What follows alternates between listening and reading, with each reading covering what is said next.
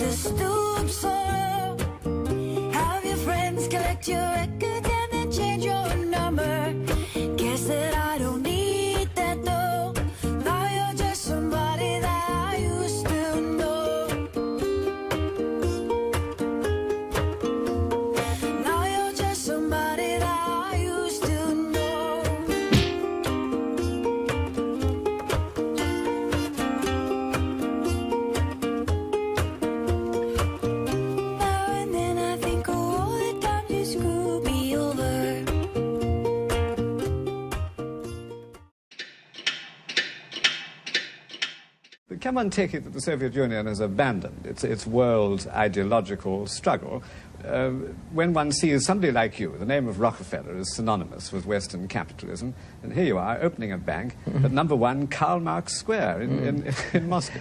Well, admittedly, it seems like a paradox, and I think one would simply have to say that the world has changed. It seems like a paradox, and I think one would simply have to say that the world has changed. The world has changed. I think that they have recognized that, as we have, that we need a more mature, a more pragmatic approach to our relationships. Why do you think the Russians want Western money? We know they would like Western trade. They need, first of all, probably technology. I think they're maybe even more interested in that than in money. But on the other hand, they have very ambitious programs of expansion. They are devoting a very large part of their gross national product to defense. And I think they feel that they also could use outside capital. I think they're very anxious to have it come in the form of loans. They certainly are not prepared yet to accept foreign ownership, or indeed any private ownership, in any of the projects that they're talking about. But I think, on the other hand, they're willing to consider new formulas. And I think this is perhaps the key, really, to our new relationships, that on both sides we've got to be flexible and got to be willing to set aside our ideological preconceived notions of relationships and find ways in which they can get what they want on terms that are acceptable and even attractive to us. That are acceptable and even attractive to us. Even attractive to us.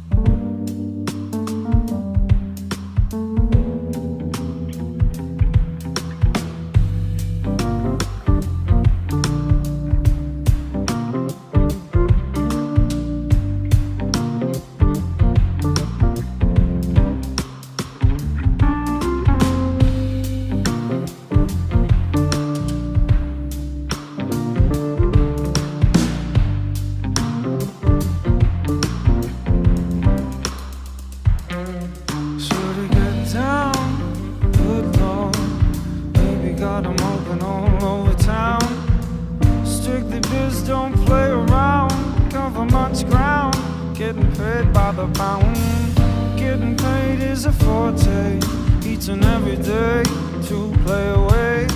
I can't get her out of my mind, yo. I think about the girl all the time, yo. Ooh, east side to the west side, pushing fat rides, goals and no surprise. She got chips in the stash, stacking up cash, fast when it comes to the gas. By no means average, someone she's got to have it. Or maybe you're a perfect 10.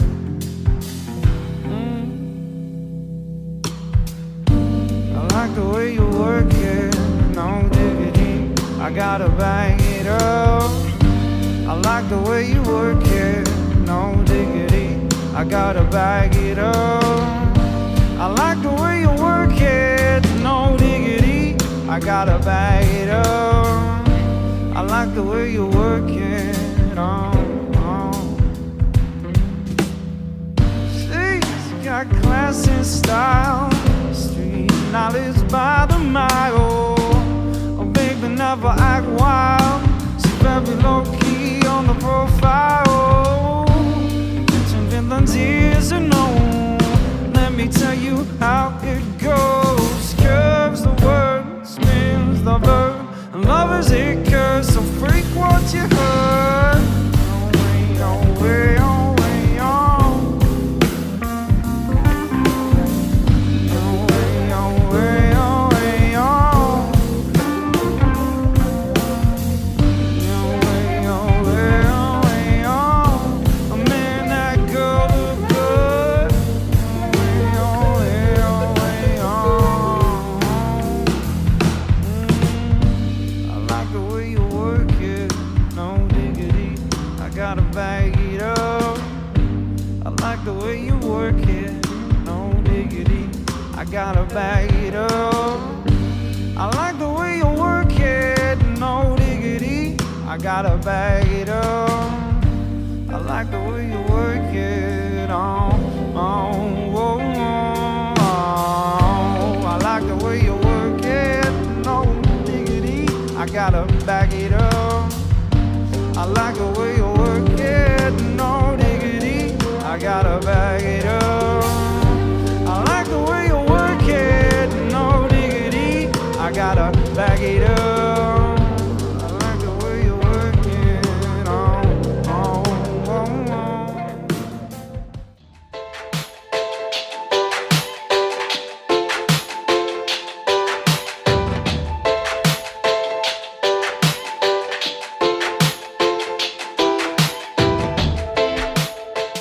David, I had the wonderful pleasure over the last week and a half of reading your masterpiece, your book, and just a whole series of questions just arose in my mind about some of the elements of it. And I think the first question I'd like to ask is, what has been the guiding philosophy in your life?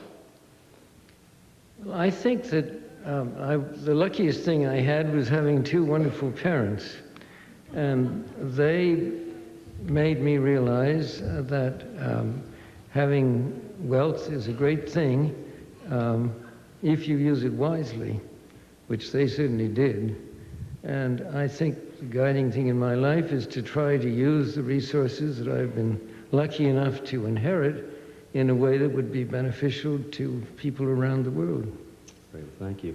You mentioned early on in the book your childhood, of course, and you mentioned your grandfather. What kind of a guy was John D. Rockefeller? Well, he was a wonderful and very warm, cozy grandfather. If you read some of the books about him, you might not have thought that.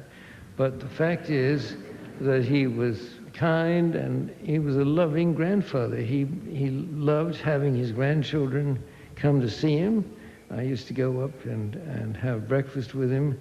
He lived in a big house on top of the hill. We lived in a house below, and I would walk up and he would tell amusing, rather simple stories, and he gave dimes to everybody, and after breakfast he would play a game called Numerica, which had numbers on it, and he would distribute the cards and call the numbers. I don't remember exactly how it went, but several people could win and several could lose. The ones who won got a dime, and the ones who lost got a nickel. Well, you know, it's interesting in my study of Miami and Florida history, he was a visitor to Miami because of his partnership with Henry Flagler. Henry Flagler brought the railroad to Miami in 1896, and in the next year opened the Royal Palm Hotel, and John D. Rockefeller was a guest at the hotel on more than one occasion.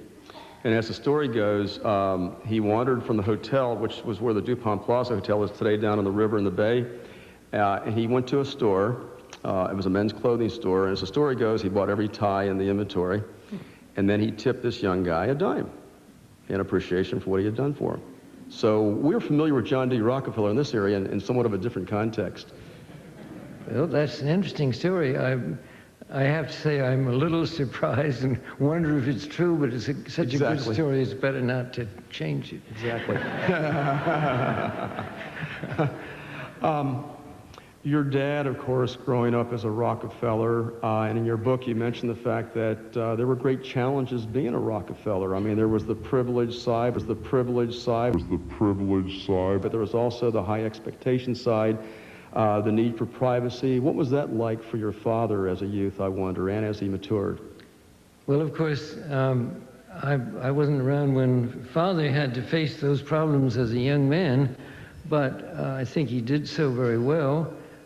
He certainly felt a great sense of responsibility and took it very seriously. He was a serious person, but he was also a very loving and devoted father, fairly stern. He had strong ideas as to how we should behave and what we should do, but he was also kind and understanding, and if we had a problem and wanted to talk with him, he would always be very warm and give good advice, even if he might not have been happy with the particular thing that we had done or talked with him about. And the audience might not know this unless they've read the book, but he considered appointing you to fill the seat of Robert Kennedy after his assassination in the U.S. Senate. Did you want to elaborate on that at all?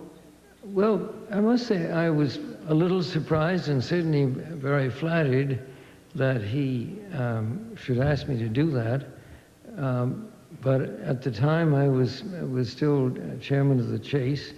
I felt somehow to be appointed to a role of that kind by my brother, and so that there would be two of us in very important positions in Washington could create problems. And furthermore, I felt that I was able at the Chase to do a lot of useful things, not only in New York City, but really around the world, because it was a great international bank. In New York City, but really around the world, because it was a great international bank. So with great appreciation, and I really was extremely touched that he asked me, I said I thought I'd better not do it. Yeah, well, you know, it's interesting also that both the Nixon administration and the Carter administration offered you cabinet-level appointments. Well, you know, it's interesting also that both the Nixon administration and the Carter administration offered you cabinet-level appointments. And I guess for some of the same reasons you turned down the offers. Really very much the same. They both did ask me if I would be Secretary of the Treasury, and certainly in a sense, if I were to have been in the cabinet, that would be the kind of job that my banking experience would have prepared me for. But I honestly felt that there too, it would have been presumably for 4 years, for the period of time they were in office. Then I would have had to decide what to do as a further career. I felt with very much the same way, that I really was able to do a number of things in my position as chairman of the bank, and that was an ongoing thing. In fact, I was with the bank for 35 years, that probably I could do more there than even important posts such as the ones you mentioned. So I could do more there than even important posts such as the ones you mentioned. The State Department, often with the Secretary of State, to see if they had any ideas that they wanted me to promote. And in a certain number of cases, they did. And I, as a result, met some people that I certainly would probably not have met otherwise, one of them being Saddam Hussein. When he was this was 30 years ago, and he was already the head, although he didn't have the title of being president or anything like that, but he was running the country. Nobody thought he was doing it very well, but Henry Kissinger, who was then the Secretary of State, asked me to go and see him and say that he felt that it would be useful to have closer ties with his country, that it's an important nation, and he felt that we had very few ties. And so the story of getting to see him was an interesting and one. I, again, haven't time to go through all of it, but through the foreign minister, I finally was able to see him, spent an hour with him, and it was, especially in the light of what's happened today, certainly an extraordinary experience. He was a rather unfriendly and hostile person, and when I told him that the Secretary of State would very much like to see us have closer relations, he said, well, we could open the door about that wide if the United States would cease supporting Israel and would do 2 or 3 other things which were equally impossible. It was an experience that I will always remember, but I think what we know about him today wouldn't have caused me to change my mind. Yes, for sure. I wanted to go to some questions. We have certainly worked you hard already in discussion, but this is an interesting question here. It's from one of our audience members who's 8 3/4 years of age. And she says, "Dear Mr. Rockefeller, my name is Shannon Rose Laughlin. I'm the little girl who met you and your brothers at Barbetta's on your birthday in June of 2001. Here's the question. What was your inspiration for your book?" I think that a good deal of it was because I'd had an interesting life and felt that my children and grandchildren didn't know very much about it, and thought that perhaps it'd be interesting to others, that it would be of interest to them, and I hope that it'll be of interest to you. What did you say her name was? Pardon me? Did she Shannon. Let's see Shannon's last name here. Shannon. Shannon, yeah. Well, Shannon, Laughlin. I hope maybe someday you'd even read the book. Shannon's over here. There she is standing up. Hi. Well, I hope maybe someday you'll read the book. And when you have, if you like it, come and we'll talk about it. That's great. Come and we'll talk about it. That's great. Here's a question. What do you think should be done with the World Trade Center site? And we haven't talked about this because we're so constrained by time, but at one time the buildings were known affectionately as David and Nelson. At one time, the buildings were known affectionately as David and Nelson. Well, that is true that they have been called that. And I think the reason was that when they were built, Nelson was governor of New York, and I was chairman of a thing called the Downtown Lower Manhattan Association, which after a study of the area had recommended that something be done to build buildings which would promote trade, which had been the principal source of economic strength for New York for many years. And we had both proposed this particularly to the Port of New York Authority, which is the organization that owns the ports in New York, the Port of New York, and also the airports. And they did, in fact, build the Trade Center. Of course, our part was one of recommendation, but but we didn't really have anything to do with the actual construction. There's a need for downtown to have more of a 24-hour-a-day life. In other words, a place for people to live. And so they're recommending some housing and then some commercial space. To me, that makes a lot of sense. I think it's unlikely that they would once again build 2 very tall towers. I think that they would seem to sort of invite further attack. When I was actually looking out the window of my office after the 2 planes had hit the buildings, because my office looks directly south to where the trade towers were, and I saw them collapse. When I was actually looking out the window of my office after the two planes had hit the buildings, because my office looks directly south to where the trade towers were, and I saw them collapse. A pretty appalling sight. David, I was especially intrigued in the book by your meetings with some of the high-level Chinese officials over the years. I just thought that was so interesting. So interesting.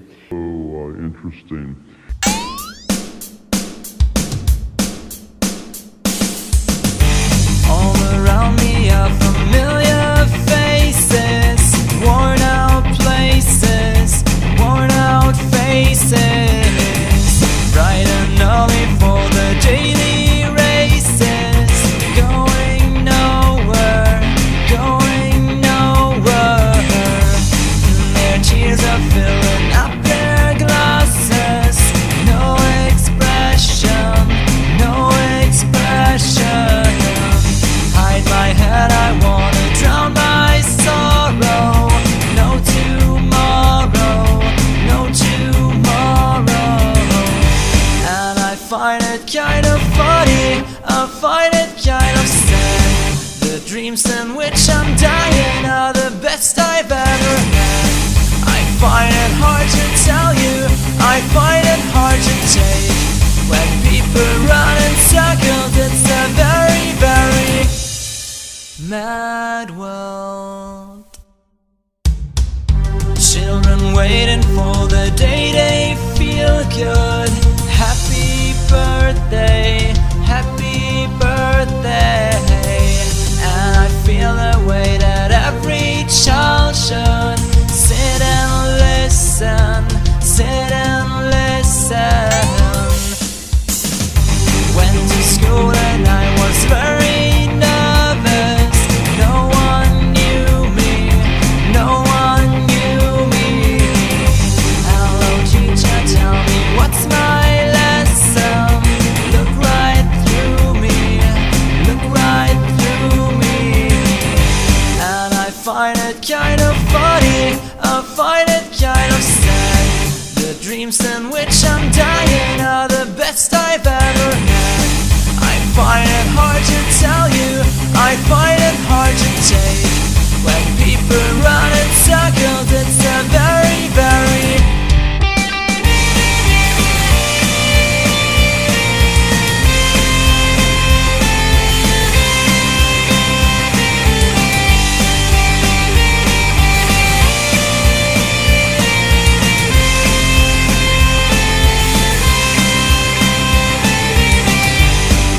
find it kind of funny, I find it kind of sad. The dreams in which I'm dying are the best I've ever had. I find it hard to tell you, I find it hard to take. When people run in circles, it's a very, very mad world.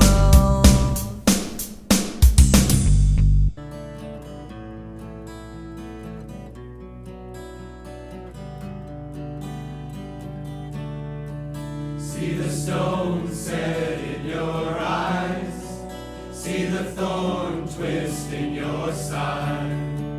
I wait for you.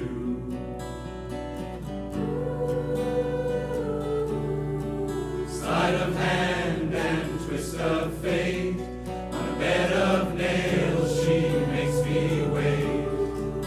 And I wait without you. With or without you, with or without you.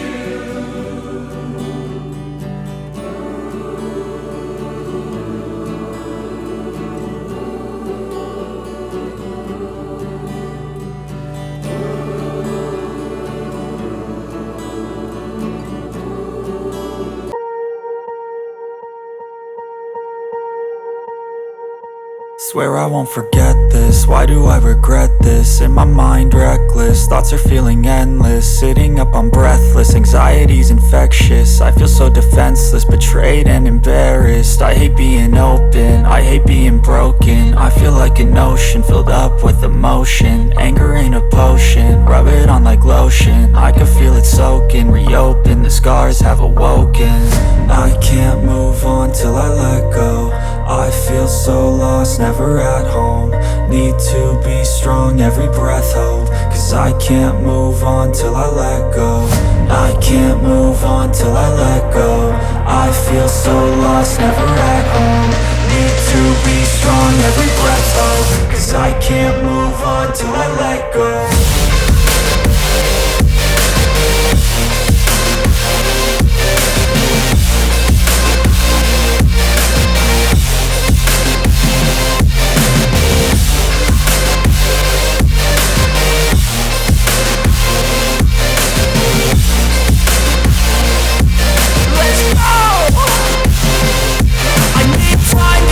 The pain makes it real, I don't wanna feel, I just wanna kill the bad thoughts and steal a good thought and feel. I'm just lost, I feel, I'm just lost, I feel. I need time to heal, I can't steer the wheel. Cause this drive it kills, and it gives me chills. A nice road it feels, I slip off the peel and crash all the steel. Will I ever heal? Studied recently, most particularly, is terrorism. And we've had all the figures that are involved in dealing with terrorism come to speak. I think it serves a very useful role, in that I do think that business and other non-government leaders ought to be better informed and have an impact on foreign policy. And it published Foreign Affairs, that wonderful journal. Yes, thank you for mentioning. They have a journal which has been published. It's probably the best journal, serious journal dealing with foreign affairs, called Foreign Affairs, which is now published 5 times a year. It's a scholarly journal that is available to anyone who's interested in it, but a relatively limited I think maybe 75,000 publication. Mm-hmm. I think our audience would love to hear some of the stories about one of the most famous complexes in the world, and that's Rockefeller Center. I know how esoteric the financing behind that was and continue to be up until the modern times. Would you want to talk about Rockefeller Center just a little bit for us? Yes, well, Rockefeller Center came about actually almost by accident.